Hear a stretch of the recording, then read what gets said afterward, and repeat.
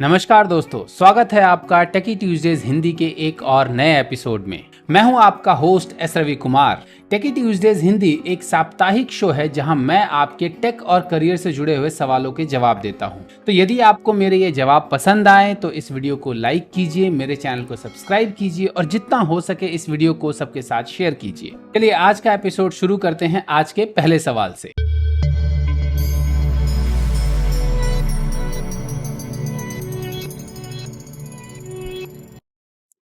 आज का पहला सवाल आदित्य का है। वो पूछते हैं, which is better startup, mid scale और MNC to start a career as a fresher? यानी कि एक फ्रेशर के लिए कौन से तरह की कंपनी ज्वाइन करना ज्यादा सही है, स्टार्टअप, मिड स्केल कंपनी या कि एंटरप्राइज एमएनसी? अरे भाई आदित्य, तुम तो ऐसे बोल रहे हो जैसे ये तीनों जो है वो तुम्हारे लिए रेड कारपेट बिछा करके बैठे हुए हैं। देखो भाई, इसका सही जवाब जो है वो इस बात पे डिपेंड करता है कि उस फ्रेशर की कैपेबिलिटीज क्या है, कौन से कॉलेज से है और उसके लाइफ गोल्स क्या हैं। डिफरेंट लोगों के डिफरेंट लाइफ गोल्स होते हैं। तो मैं एक काम करता हूं, आपको तीन चीजें बताता हूं कि फ्रेशर्स की हायरिंग इन तीनों तरह की कंपनीज में कैसे होती है, इन तीनों तरह की कंपनीज में फ्रेशर का काम क्या होता है शुरू के 3-4 साल तक, और फिर उसके बाद मैं अपना डिसीजन बताऊंगा कि मेरे ख्याल से अगर आप इस तरह की पर्सनैलिटी के आदमी हैं तो आपको कौन सा करना चाहिए, अगर आप दूसरे तरह की पर्सनैलिटी के आदमी हैं तो कौन सा करना चाहिए। उस हिसाब से मैं आपको बताता हूं। बाकी डिसीजन लेने के लिए आई थिंक ये पॉइंटर्स जो हैं वो आपको हेल्प करेंगे। सबसे पहले बात करते हैं हायरिंग की, कि ये तीनों तरह की कंपनीज फ्रेशर्स को हायर किस तरीके से करती हैं।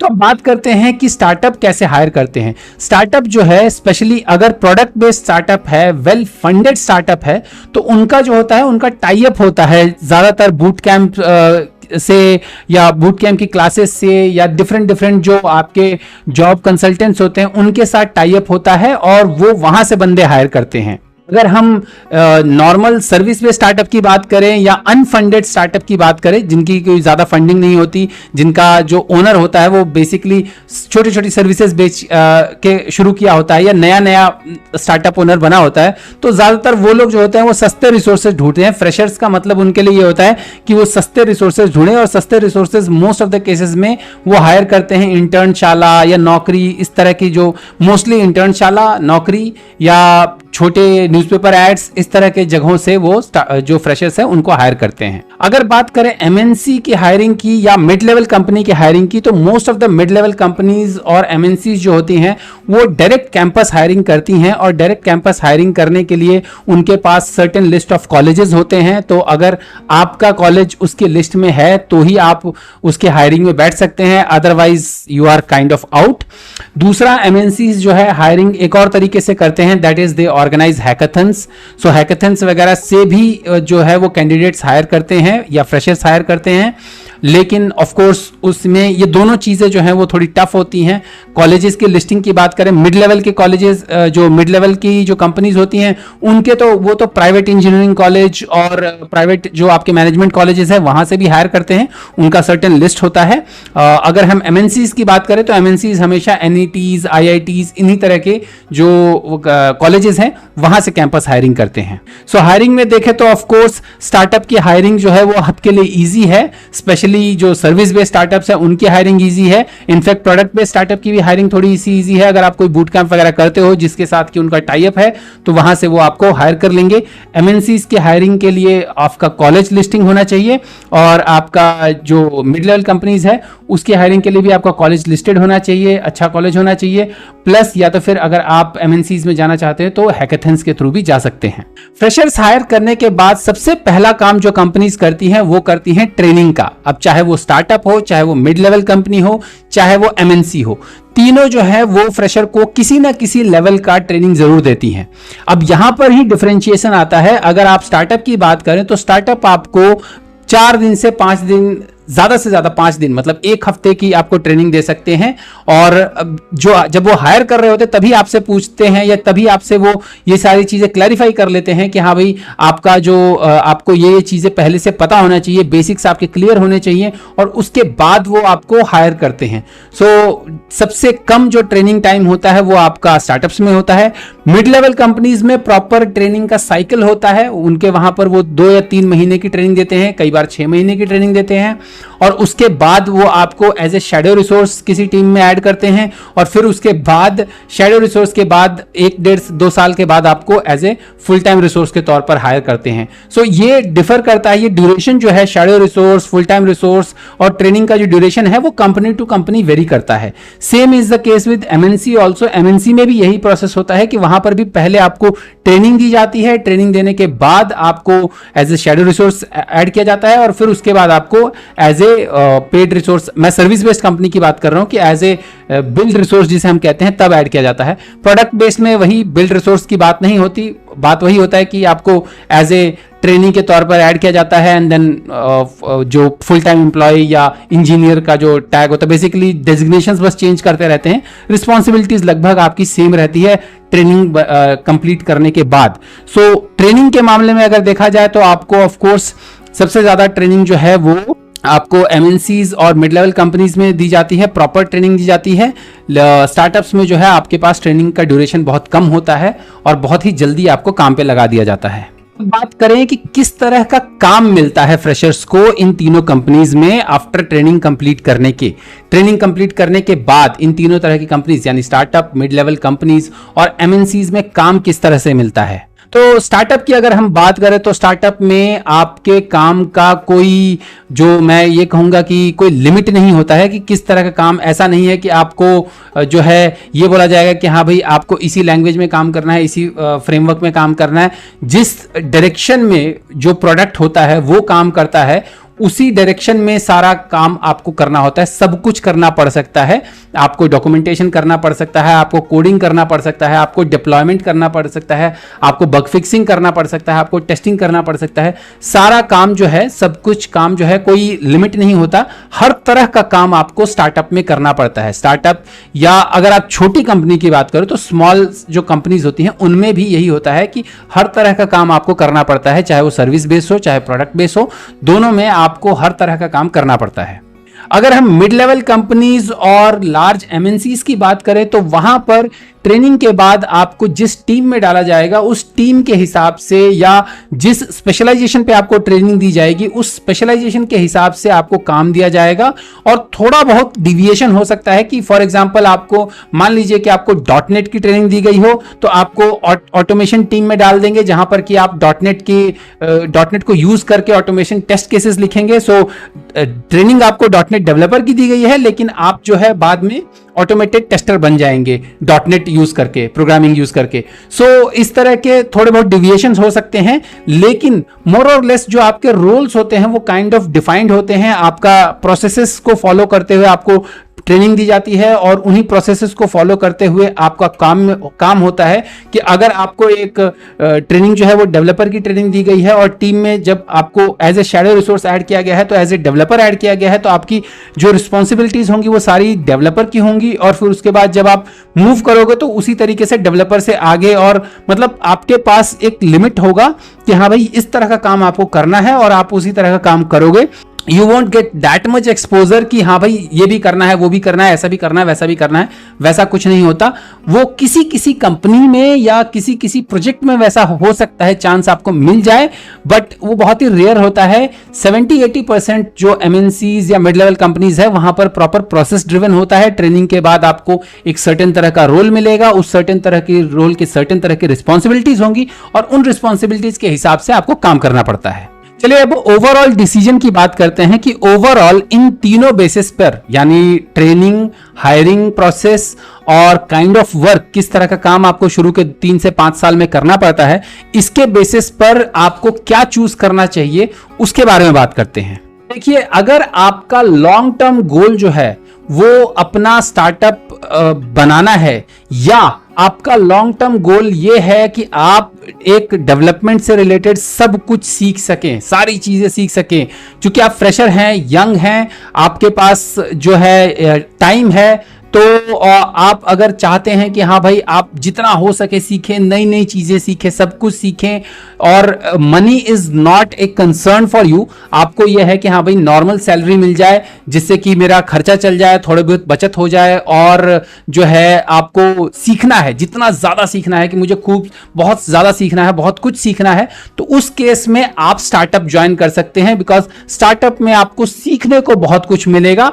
पैसे के मामले में स्टार्टअप डिपेंड करता है, अगर वेल फंडेड स्टार्टअप हुआ तो हो सकता है आपको बहुत ज्यादा पैसे भी दे दे, लेकिन अगर वेल फंडेड स्टार्टअप नहीं हुआ, सर्विस बेस्ड स्टार्टअप हुआ या छोटी कंपनी हुई जो सर्विस बेस्ड है, तो उस केस में आपको ऑफ कोर्स पैसे बिल्कुल नहीं मिलेंगे, लेकिन लर्निंग अपॉर्चुनिटी जो है वो आपको बहुत ज्यादा मिलेगा। लेकिन वो लर्निंग भी जो है वो आपका टेक्निकल लर्निंग होगा, अनस्ट्रक्चर्ड लर्निंग होगा। मतलब उसमें आपके पास कोई ये नहीं है प्रोसेस वाइज एक स्ट्रक्चर्ड लर्निंग नहीं होगा। मान लीजिए कि आप अगर डॉटनेट डेवलपर की बात कर रहे हैं, आप एक मोबाइल डेवलपमेंट की बात कर रहे हैं डॉटनेट यूज करके, तो आप एक ही तरह का मोबाइल एप्लीकेशन बनाने का जो वो प्रोडक्ट बना रहे हैं उसी के बारे में आपको पता होगा। तो अगर आप डोमेन स्पेसिफिक जो नॉलेज गेन करना चाहते हैं, तो उस मामले में जो आपका बेटर ऑप्शन रहेगा वो आपका स्टार्टअप रहेगा, कि स्टार्टअप से आपको डोमेन स्पेसिफिक नॉलेज जो है वो बहुत ज्यादा मिलेगा और प्रॉपर नॉलेज मिलेगा, और आप टेक्निकल जो है नो हाउ आपको बहुत अच्छा आएगा। प्लस स्टार्टअप में of course risk and reward वाला सिस्टम होता है, कि ये रिस्क होता है कि स्टार्टअप फेल भी हो सकते हैं, लेकिन रिवॉर्ड ये होता है कि स्टार्टअप में अगर आपको ईसॉप्स वगैरह मिल गए, या आप बिगिनर जो नए अर्ली स्टेज स्टार्टअप है, किसी अर्ली स्टेज स्टार्टअप में अगर आपने ज्वाइन किया तो आपको हो सकता है ईसॉप्स वगैरह, इक्विटी वगैरह भी मिल जाए, तो उससे आप करोड़पति बन सकते हैं रातों रात। सो वो ऑप्शन भी होता है स्टार्टअप में। और ऑफ कोर्स जैसा मैंने कहा कि मेहनत बहुत ज्यादा होता है, तो अगर आप बहुत ज्यादा सीखना चाहते हैं, बहुत ज्यादा मेहनत करना चाहते हैं, बहुत कुछ सीखना वगैरह करना चाहते हैं और आप मेहनत से नहीं डरते हैं, तो उस केस में आपके लिए स्टार्टअप परफेक्ट रहेगा। अगर आपने किसी अच्छे कॉलेज से इंजीनियरिंग कर ली है और आप इंजीनियरिंग करने के बाद आप सोचते हैं कि यार अब मैं कूल अपने जो इंजीनियरिंग के जो लॉरेल्स हैं उनके ऊपर रहना चाहता हूं, उनके ऊपर उनके पैसे कमाना चाहता हूं, ब्रांड के पैसे कमाना चाहता हूं, और तो उस केस में आप जो है एमएनसी ज्वाइन कर सकते हैं, या आप मिड लेवल कंपनी ज्वाइन कर सकते हैं। वहां पर जो आपको सीखने को मिलेगा वो स्ट्रक्चर्ड तरीके से सीखने को मिलेगा, स्ट्रक्चर्ड वे में आपको ट्रेनिंग मिलेगी, प्रॉपर वर्क लाइफ बैलेंस होगा। जब आप किसी टीम को ज्वाइन करेंगे तब आपको जो है थोड़ा बहुत एक्स्ट्रा आवर्स देने पड़ सकते हैं, या अगर आप एक्स्ट्रा आवर्स ना भी दे, डेडिकेटेड तरीके से ही अगर आप 8 घंटे अपना काम करते हैं तो भी आपके ग्रो करने के बहुत ज्यादा चांसेस हैं मिड लेवल कंपनीज में और आपके एमएनसीज के अंदर। सो अगर आप प्रॉपर वर्क लाइफ बैलेंस चाहते हैं, स्ट्रक्चर्ड लर्निंग चाहते हैं, और कहते हैं कि डिसेंट सैलरी चाहते हैं, अच्छी सैलरी, मिड लेवल कंपनीज जो होती हैं या आपके एमएनसीज जो होते हैं, इनके basically salary structure proper defined होते हैं, प्रॉपर बने हुए सैलरी स्ट्रक्चर होते हैं। उनका रेंज होता है कि हाँ भाई इस कॉलेज से अगर हम किसी बच्चे को ले रहे हैं तो हमारा इतना ही रेंज होगा, इस कॉलेज से ले रहे हैं तो इतना ही रेंज होगा। प्लस कई कंपनीज में यह भी होता है कि they ask you to sign a bond, जहां पर कि वो 1 लाख रुपए का, 2 लाख रुपए का, 4 लाख रुपए का, जितने का भी है वो बॉन्ड साइन करवाते हैं। सो आप जो है वो अगर आप बॉन्ड साइन करने के लिए आपके पास बॉन्ड में देने के लिए पैसे हैं, और अगर आपकी सिलेक्शन हो जाती है, और अगर आप कूल लाइफ चाहते हैं, कूल लाइफ यानी normal average work life balance के साथ, क्योंकि देखिए स्ट्रेस जो है प्राइवेट कंपनी में, आईटी कंपनी में, हर कंपनी में होता है, डेडलाइंस होती हैं, हर जगह होती हैं, लेकिन ये भी होता है कि नॉर्मल वर्क लाइफ बैलेंस भी होता है। आप किस तरह के प्रोजेक्ट पे काम कर रहे हैं उस पर भी बहुत ज़्यादा डिपेंड करता है। अगर आप वर्क लाइफ बैलेंस चाहते हैं, नॉर्मल लाइफ चाहते हैं, तो आप जो है वो सपोर्ट प्रोजेक्ट ज्वाइन कर लीजिए। सपोर्ट प्रोजेक्ट में बहुत ज़्यादा लर्निंग की ज़रूरत नहीं होती है, या बहुत ज़्यादा लर्निंग नहीं होता है। आप एक ही तरह की चीज़ डोमेन के बारे में सीख लेते हैं और उसके बाद उसी में चेंजेस थोड़े बहुत करते रहना पड़ता है। अगर आप किसी नए प्रोजेक्ट में जाते हैं, नए ग्रीनफील्ड डेवलपमेंट जिसे हम कहते हैं, उसमें जाते हैं, तो उसमें ऑफ कोर्स आपको डेडलाइंस वगैरह होती हैं, एक्स्ट्रा आवर्स आपको देने पड़ सकते हैं। लेकिन मोर और लेस बहुत सारी जो आज की डेट में स्पेशली कोरोना के बाद से जो जितनी भी मिड लेवल कंपनीज या एमएनसीज जो हैं वो आपके वर्क लाइफ बैलेंस के ऊपर बहुत ज़्यादा फोकस कर रही हैं और एम्प्लॉयज को खुश करने के लिए वर्क लाइफ बैलेंस प्रॉपर दे रही हैं। सो अगर आप एक डिसेंट स्ट्रक्चर्ड सैलरी चाहते हैं और प्रॉपर वर्क लाइफ बैलेंस चाहते हैं, स्ट्रक्चर लर्निंग चाहते हैं, तो उस केस में जो है आप एमएनसी या मिड लेवल कंपनी ज्वाइन कर सकते हैं। बट अगेन मैंने यही कहा कि यहां पर आपकी कैपेबिलिटी भी मैटर करती है कि आप इनमें से किसके लिए सेलेक्ट होते हैं, क्योंकि सिलेक्शन क्राइटेरिया मैं बता चुका हूं। तो अगर आप किसी अच्छे कॉलेज से हैं या आपने कोई हैकेथन वगैरह फोड़ा हुआ है तभी आप एमएनसी में जा पाएंगे, अदरवाइज आई डोंट थिंक कि आप एमएनसीज में जा पाएंगे। मिड लेवल कंपनीज में शायद आप चले जाएं, या फिर आपके पास ऑप्शन जो बचेगा दैट इज स्टार्टअप और स्मॉल कंपनी। अगला सवाल अनिक का है, वो पूछते हैं, is there an online course for senior executive that teaches them the advance concept of full stack programming?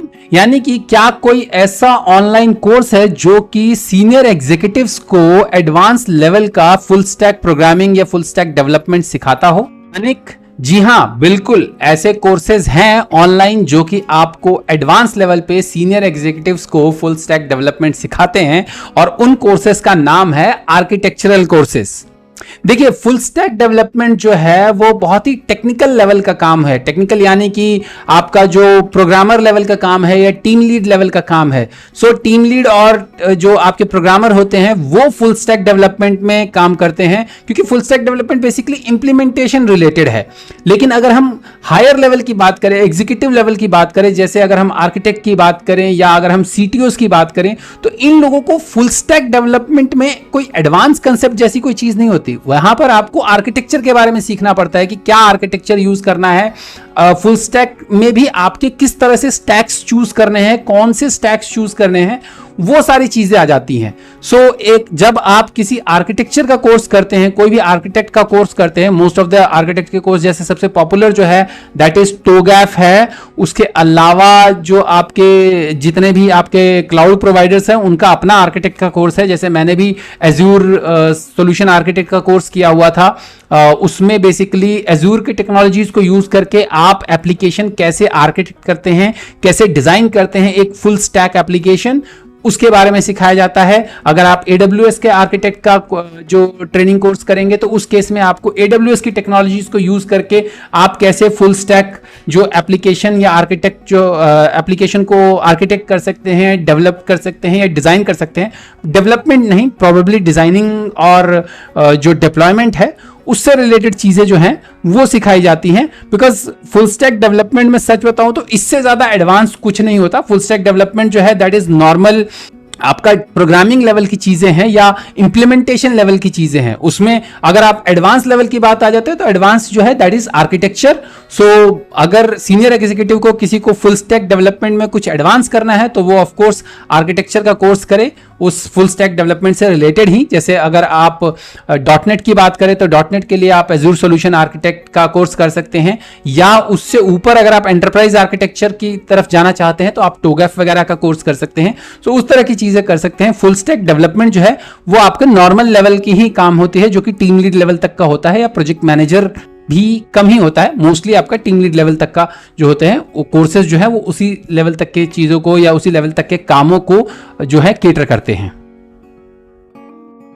अगला सवाल अभिषिक्ता का है। अभिषिक्ता पूछती हैं, what are the disadvantages of laptops over desktops? यानी कि डेस्कटॉप के मुकाबले लैपटॉप यूज करने के क्या क्या नुकसान है, क्या क्या डिसएडवांटेजेस हैं? अभिषिक्ता, अगर आपने .NET developer laptop choosing guide वाला मेरा वीडियो देखा होगा तो आपको अब तक पता चल गया होगा कि मैं भी यही कहता हूं कि लैपटॉप जो है it's just a compromise for the sake of portability in comparison to a desktop. So हमेशा desktop will be always better than laptop अगर आपको मूव नहीं करना है, अगर आपका काम ऐसा है जिसमें कि आपको पोर्टेबिलिटी नहीं चाहिए, आपको एक ही जगह बैठ करके काम करना है या खड़े रह करके काम करना है। मतलब स्टैंडिंग डेस्क आ गए हैं तो आप खड़े भी हो सकते हैं, बैठ भी सकते हैं, दोनों काम कर सकते हैं। अगर आपको एक ही जगह पर बैठ करके या खड़े रह करके काम करना है तो उस केस में जो है आपके लिए डेस्कटॉप ही बेटर है। और लैपटॉप जो है वो सिर्फ पोर्टेबिलिटी के लिए है कि अगर आप कहीं मूव करते हैं या आपका ट्रैवलिंग जॉब है या आपको कहीं जाना होता है और मूव करने वाला काम है, या आप ये चाहते हैं कि हाँ भैया घर में ही आपका कोई फिक्स लोकेशन नहीं है, आप किसी भी कोने में बैठ करके काम करना चाहते हैं, बेड पे लेटे लेटे काम करना चाहते हैं, तो उस केस के लिए आपका लैपटॉप जो है वो ज़्यादा सूटेबल होता है। लेकिन बाकी चीज़ों में जो है वो डेस्कटॉप ज़्यादा बेटर होता है। तो कैसे बेटर होता है, तीन चार पॉइंट्स हैं, उन 3-4 पॉइंट्स को मैं एक एक करके आपको बताता हूं। सबसे पहली बात अगर हम करें कस्टमाइजेशन की, तो कस्टमाइजेशन जो है वो लैपटॉप में आपको बहुत कम मिलती है। तो पहला नुकसान आपका डेस्कटॉप के मुकाबले लैपटॉप में ये होता है कि आपके पास कस्टमाइजेशन ऑप्शंस जो होते हैं वो बहुत कम होते हैं, क्योंकि जब भी आप लैपटॉप परचेज करते हैं तो लैपटॉप आप किसी एक पर्टिकुलर वेंडर से परचेज करते हैं। जैसे आपने लेनोवो का लैपटॉप लिया, एचपी का लैपटॉप लिया, डेल का लैपटॉप लिया, मैकबुक जो है आपका एप्पल का लैपटॉप लिया। सो आप कोई भी जब लैपटॉप खरीदते हैं तो आपके पास कस्टमाइजेशन के ऑप्शन जो होते हैं वो बहुत कम होते हैं। आपका रैम जो है वो एक सर्टेन लेवल से आप ज्यादा रैम आपको मिलना मुश्किल है, या अगर आप उतने रैम का आप लेने जाएंगे तो बहुत ही ज्यादा आपको पैसे पे करने पड़ते हैं। फॉर एग्जांपल मैं अगर आज की बात करूं, अगर आप 16 GB रैम का लैपटॉप लेने जाएंगे तो वो कम से कम भी आपको अगर पड़ेगा तो 50,000 से ऊपर का पड़ेगा। मतलब 50,000 में मिनिमम शायद 50 या 55,000 में आपको 16 GB वाला रैम वाला लैपटॉप मिलेगा। सिर्फ मैं रैम की बात कर रहा हूं, प्रोसेसर की बात नहीं कर रहा हूं। प्रोसेसर अगर आपको i7 प्रोसेसर खरीदने जाएंगे तो 60,000 से ऊपर चला जाएगा। i7 प्रोसेसर 65-70,000 से ऊपर के लैपटॉप में ही मिलता है, उससे कम में नहीं मिलेगा। उसी तरह अगर हम हार्ड डिस्क की बात करें तो अगर आपको हार्ड डिस्क चाहिए, अगर आपको 2 टेराबाइट की हार्ड डिस्क चाहिए, 2 टेराबाइट की हार्ड डिस्क एसएसडी की अगर मैं बात करूं तो एसएसडी 2 टेराबाइट का एसएसडी जो है वो 80,000 से ऊपर के लैपटॉप पर ही मिलेगा, उससे कम पे नहीं मिलेगा। सो कस्टमाइजेशन के जो ऑप्शंस हैं, जो आपको कस्टमाइजेशन चाहिए वो प्रॉपर कस्टमाइजेशन जो है वो आपको लैपटॉप में नहीं मिलती है, वो आपको डेस्कटॉप में ही मिलती है। अगर आप डेस्कटॉप बनाने जाते हैं, कहीं से असेंबल करवाने जाते हैं, तो आपको असेंबल डेस्कटॉप में वो बहुत ज्यादा कस्टमाइजेशन मिलती है, क्योंकि डेस्कटॉप वैसे भी कंपनीज को डेस्कटॉप में बहुत फायदा नहीं होता, इसलिए कंपनीज भी डेस्कटॉप जो है वो ऑल इन वन जो डेस्कटॉप्स हैं वो बेचती हैं, तो they are compare to laptop. So वो भी मैं उसकी बात नहीं कर रहा हूं। When I am talking about desktop, I am talking about assemble desktop, जो आप असेंबल करवाते हैं। और इंडिया में आपको हर सिटी में आपका हार्डवेयर की जो शॉप्स होती हैं या हार्डवेयर का मार्केट होता है, वहां से आप असेंबल करवा सकते हैं। फॉर एग्जांपल अगर मैं दिल्ली की बात करूं तो दिल्ली एनसीआर में नेहरू प्लेस है। बहुत सारे लोग जो है वो नेहरू प्लेस में जाकर के अपना लैपटॉप जो है वो असेंबल करवाते हैं। गेमर्स अपना डेस्कटॉप असेंबल करवाते हैं, लैपटॉप नहीं सॉरी डेस्कटॉप असेंबल करवाते हैं सब लोग। सो अगर हम कस्टमाइजेशन की बात करें तो आपके कस्टमाइजेशन ऑप्शंस जो हैं वो लैपटॉप में बहुत कम है कंपेयर टू डेस्कटॉप के। डेस्कटॉप में आपके पास बहुत ज्यादा कस्टमाइजेशन ऑप्शन है।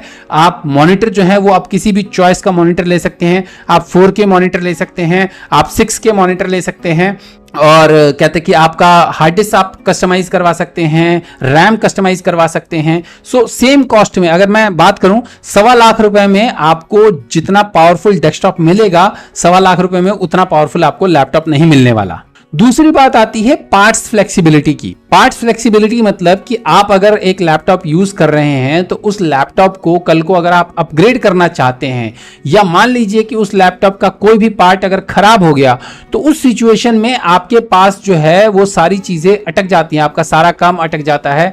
फॉर एग्जाम्पल अभी कुछ दिन पहले ही जैसे मेरा जो पुराना वाला लैपटॉप था, पुराना वाला मैकबुक जो था, उसमें प्रॉब्लम्स आने लग गई थी, तो उसको मुझे ठीक करवाने जाने के बजाय मैंने उसकी जगह नया जो मैकबुक है वही खरीद लिया, बिकॉज मेरे को जो है पार्ट जो चेंज करना होता है। इससे पहले मैं बताता हूं कि 1 साल पहले मेरे हार्ड डिस्क जो है वो मेरा क्रैश कर गया था। 1 साल नहीं, 3-4 साल हो गए, सॉरी।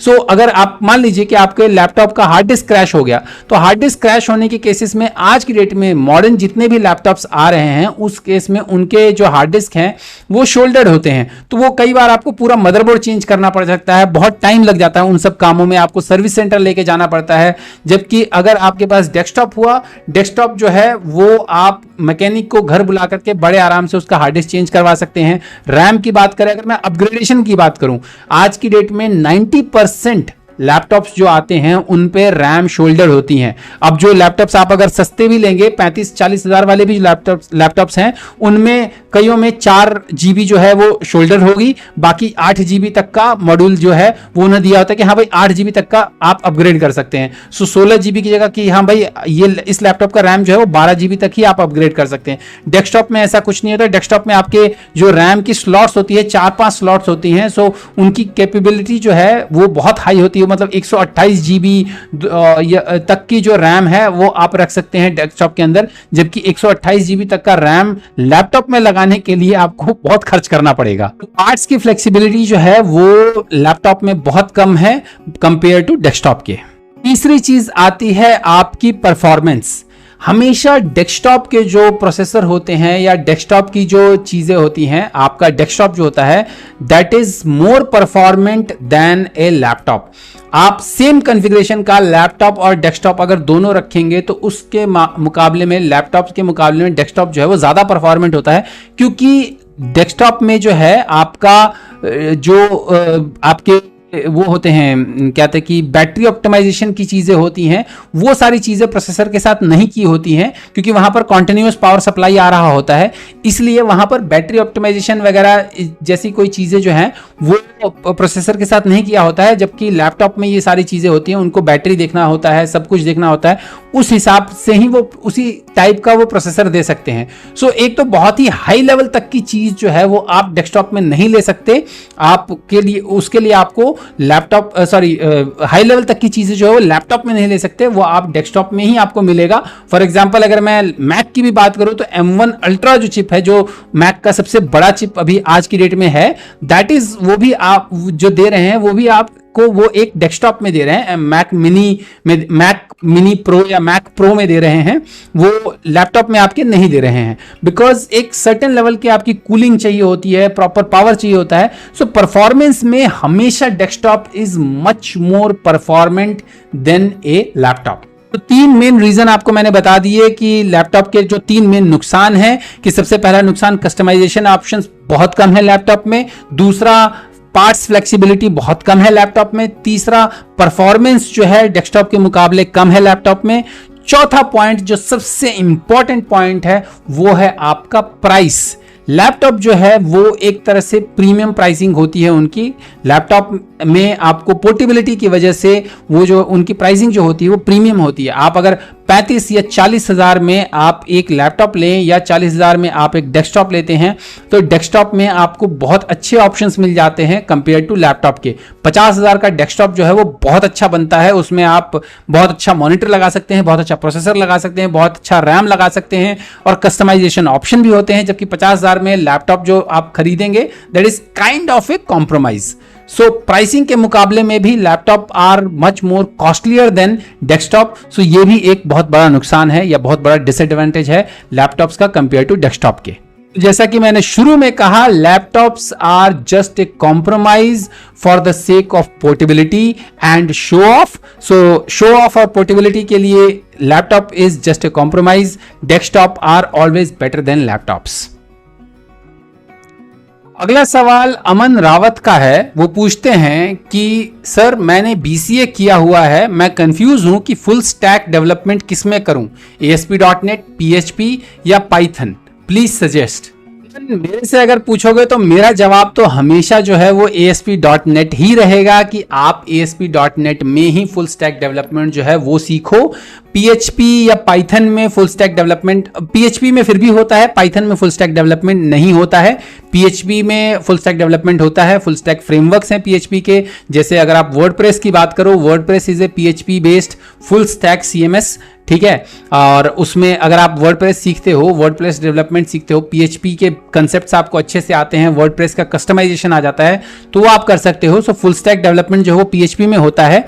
पाइथन में I don't think full stack development होता है, अगर कोई करता होगा तो कोई करता होगा, बिरला, इंडिया में तो कोई नहीं करता। That as far as I know, India में फुल स्टैक पाइथन जो है that is only used for this thing, आपका जो क्या कहते हैं इसके लिए यूज होता है, आपका मशीन लर्निंग और डेटा साइंसेस, इन सब में पाइथन यूज होता है। फुल स्टैक डेवलपमेंट के लिए पाइथन जो है that is not used. Full stack development में 99% केसेस में आपका जो इंडिया में 99% नहीं सॉरी 80% केसेस जो है 70-80% केसेस में जो है आपका जावास्क्रिप्ट में फुल स्टैक डेवलपमेंट होती है, जहां पर कि आपका फ्रंट एंड भी जावास्क्रिप्ट का फ्रेमवर्क होता है, कोई बैक एंड में ज्यादातर नोड या डेनो वगैरह यूज करते हैं। और अगर हम इसकी बात करें अपना इसके अलावा जावास्क्रिप्ट के अलावा अगर मैं फुल स्टैक फ्रेमवर्क्स की बात करूं तो most of the full stack frameworks जो हैं वो जावास्क्रिप्ट का डॉटनेट के साथ मिक्सचर हैं।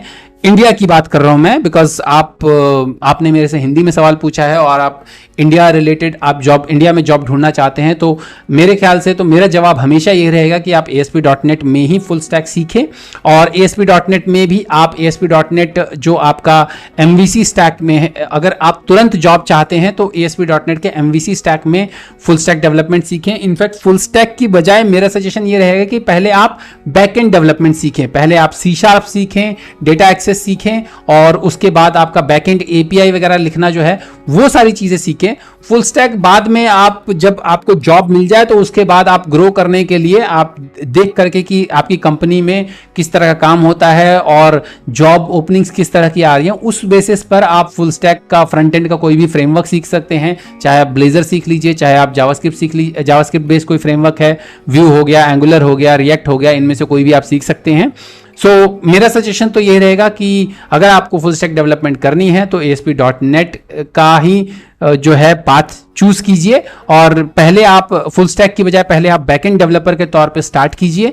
पहले C# सीखिए, ASP.NET कोर सीखिए और .NET सीखिए और फिर उसके बाद आप जॉब आपको जो है इजीली मिल जाएगी, बैकएंड डेवलपर की जॉब आपको इजीली मिल जाएगी अगर आप ASP.NET कोर वगैरह सीख लेते हैं तो पहले आप बैकएंड डेवलपर के तौर पे ज्वाइन कीजिए, फिर आप फुल स्टैक डेवलपर आप अपने आप को अपग्रेड कर सकते हैं। लेकिन ऑफ कोर्स जो आपने ऑप्शंस दिए हैं उसमें आपको मैं यही बोलूंगा कि आप ASP.NET ही चूज करें। अगर आपको आप फ्रीलांस करने का मन है, आपने अपनी डिग्री बताई है, इस वजह से मुझे लगा कि आप जॉब के लिए फुल स्टैक सीखने की बात कर रहे हैं, लेकिन अगर आपका फ्रीलांस करने का मन है और अगर आप फ्रीलांस करना चाहते हैं तो फ्रीलांस के लिए सबसे मतलब जो ऑप्शन जो पॉपुलर ऑप्शन है दैट इज PHP में आपको बहुत सारा काम मिलेगा। लेकिन PHP में भी आपका जो काम है मोस्ट ऑफ द काम जो है वो वर्डप्रेस बेस्ड ही काम मिलेगा या लारावेल इस टाइप की चीजें जो होती है उस तरह का काम मिलेगा और वो भी फुल स्टैक का काम नहीं होगा, वो बैकएंड का काम होगा। आपने BCA किया हुआ है काइंड ऑफ, अभी मुझे लग रहा है आपके बातों से ऐसा लग रहा है कि आप काइंड ऑफ फ्रेशर ही हैं, तो मेरा सजेशन तो ये रहेगा कि आप .NET बेस्ड ही फुल स्टैक सीखिए, क्योंकि .NET बेस्ड अगर आप फुल स्टैक सीखते हैं तो आपको जो जॉब्स हैं छोटी कंपनी से लेकर के एंटरप्राइजेस तक जॉब मिलेंगे आपको। लेकिन फ्रीलांस में जो है आप फ्रीलांस वाले जो है PHP में भी आप काम कर सकते हैं, लेकिन जैसा मैंने कहा PHP में बहुत ज़्यादा कंपटीशन भी है और .NET में फ्रीलांस में भी कंपटीशन कम होगा। अगर आप .NET सीखते हैं तो that would be much more beneficial compare to ये तीनों में। पाइथन में तो फुल स्टैक डेवलपमेंट होती ही नहीं है जैसा मैंने कहा। तो ये थे इस हफ्ते के आपके टेक और करियर से जुड़े हुए सवालों के जवाब। यदि आप अपने किसी सवाल का जवाब अगले हफ्ते के टेकी ट्यूजडेज में देखना चाहते हैं तो आप अपने सवाल को कमेंट सेक्शन में या किसी भी सोशल मीडिया चैनल पर मुझे टैग करके पोस्ट कर सकते हैं। मेरे सभी सोशल मीडिया हैंडल सेम है, टेकी राठौर। उम्मीद करता हूं आपको मेरे ये जवाब पसंद आए होंगे। यदि आपको मेरे ये जवाब पसंद आए हैं तो मेरे इस वीडियो को लाइक कीजिए, मेरे चैनल को सब्सक्राइब कीजिए और जितना हो सके इसको सबके साथ शेयर कीजिए। तो जल्द ही मिलते हैं मेरे अगले वीडियो में, तब तक के लिए अपना ख्याल रखिएगा। नमस्कार।